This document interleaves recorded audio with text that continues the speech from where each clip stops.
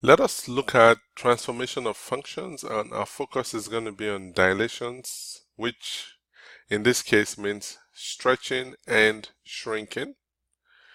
We're going to look at understanding stretching and shrinking. We'll look at the vertical stretch, the vertical shrink, horizontal stretch, and the horizontal shrink. So stretching involves movement away from a specific axis. When we look at vertical stretching, we're moving away from the x-axis. Horizontal stretching, we're moving away from the y-axis. And then when we look at shrinking, it involves moving toward a specific axis.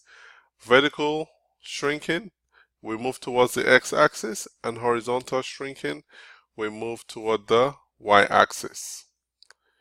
Now with vertical shrinking, we have a situation where we multiply the y values by a factor, and because of that we're going to move away from the x-axis and move toward the y-axis. And vertical stretching occurs when your factor is greater than 1. So let's try to vertically stretch this function f of x equal to x cubed minus 2x squared minus 3. So we're going to look at drawing the graph of f of 2f of x. So we're going to multiply each of the y values by 2 and the x values remain the same. So let's see which ones we can work with. So we have 0 and negative 3. So we're going to have negative 6 here. We have 2.5 and 0. So that's going to stay the same.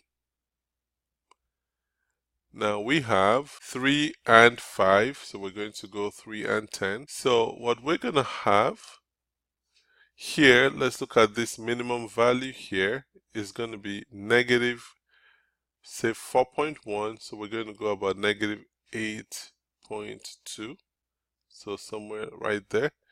So here's what our graph is going to look like, right? So that's about what the graph is going to look like. So when we look at vertical shrinking, we're looking at moving toward the x-axis. As we see in this example, it flattens towards the x-axis, and usually a is less than 1, which is the factor is less than 1, the y factor. So let's look at an example with that.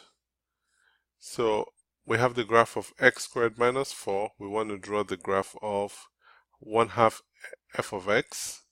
So what's that going to mean is that we're going to divide each of the y values by 2. So we have 0 and negative 4. We're going to end up with 0 and negative 2. Now we have 2 and 0, that stays the same. We have 1 and 3. So in this case, 1 and negative 3, sorry. So we're going to go to 1 and negative 1.5. So let's put that right there. We have 2 and 0, so we stay at 2 and 0. We have 3 and 5, so we should have 3 and 2.5. And then let's go on this side, on the left hand side.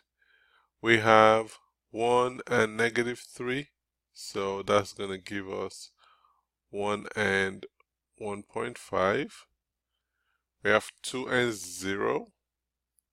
We have 3 and 5, so we're going to do 3 and 2.5, and then we're going to draw the graph. We have this is going to look like. We can see that it moves further away from the y. It's collapsing towards the x-axis. So horizontal stretching refers to moving away from the y-axis, and we have a horizontal stretch when a is less than 1, and this is on the value of x. So So if we look at this example here, we have the original graph right here in blue, and then we're looking at the green. So if you look at what happens with the green, you can see that it's moving away from the y-axis and it's moving toward the x-axis. So let's look at some interesting examples here. When a is less than 1, you can see here that you have the original graph is 1, 0. Now, because you have a horizontal stretch, it becomes 2, 0. So that tells me that we probably have a stretch factor of 1/2. A horizontal stretch factor of 1/2. Let's look at some examples here. So we have the graph of f of x equal to x squared minus 4. We want to draw the graph of f of 1/2 x. So what's going to end up happening here is we are going to look at the x is going to change.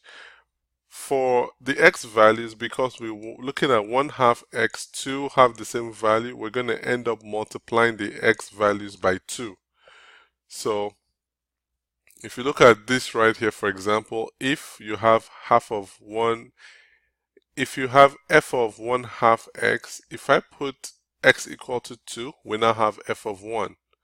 So f of 1 is going to be -3. So at 2, we're going to have negative. So we'll have -3 at 2. So let's draw right here. Now we have f2 right here. So we have to multiply that by 2. So that's going to give us 4. So if we multiply 1/2 by 4, we have 2. So f of 4 becomes the new f of 2 now translates to f of 4. Now let's look at 3 and 5. So it's going to be f of 6. So 6 and 5 right here. And then let's go to the other side. F of 0, that stays the same, doesn't change. So this stays the same. F of -1 here is going to become the new -2. So we do that here. F of -2 is going to be the new -4. And then f of -3 is going to be the new negative. So now we're going to draw the line, the graph. So we have graph comes from here. So you can see that when you have the vertical stretch, it's moving away from the y-axis and is moving toward the x-axis. So now let's look at horizontal shrinking. Now this is going to be the opposite of the horizontal stretch. In this case, we're moving toward the y-axis. The graph collapses toward the y-axis. And we have on the horizontal shrink, this happens when your shrink factor is greater than 1. So let's look at an example that shows this. But before that, if we look at this, for example, we have this is the point 1, 0. When you apply the horizontal shrink, you now have the point 1/2, 0. So you have the point 2, 1. You're now going to have the point 1, 1. So what ends up happening here in this case is that the original x value is divided by 2, but the y value stays the same. So let's get together and solve an example together. So we have the graph of f of x equal to x squared minus 4. We want to find the graph of f of 2x. So we are going to end up having to divide the original x values by 2 and assign it the same y values. So let's do this. 0 stays the same. 1 and -3, that would now become 1 divided by 2, because this is your factor right here. Your factor is 2, so you're going to divide every x value by 2, but that new x value will retain the original y value. So let's look at how we put that together. So we have 0 and 2, so 0 divided by 2 doesn't change.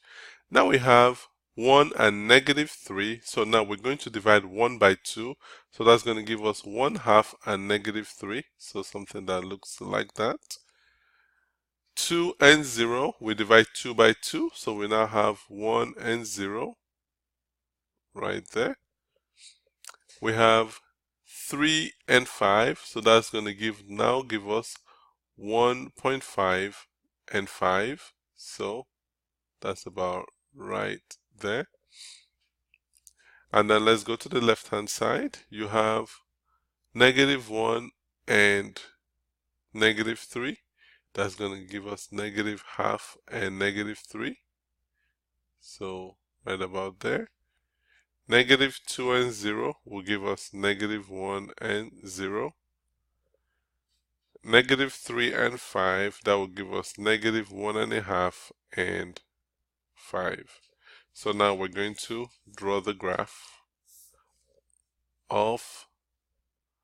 new graph that represents the vertical shrink. So we have this right here and together. So this is going to be our new graph. You can see that it collapses closer to the y-axis.